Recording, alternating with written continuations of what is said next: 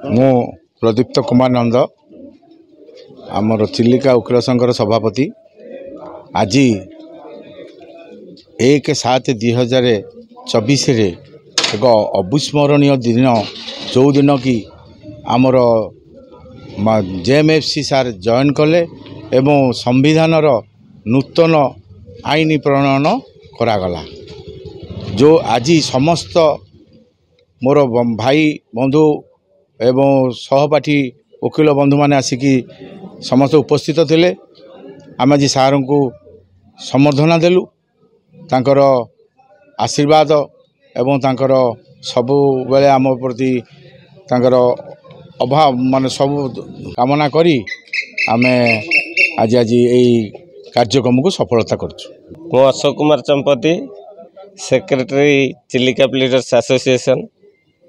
आज आमर नुआ जेएमएफसी युधिष्ठिर जलय को स्वागत संबर्धना दवापाई एक सभार आयोजन करा जायथिला।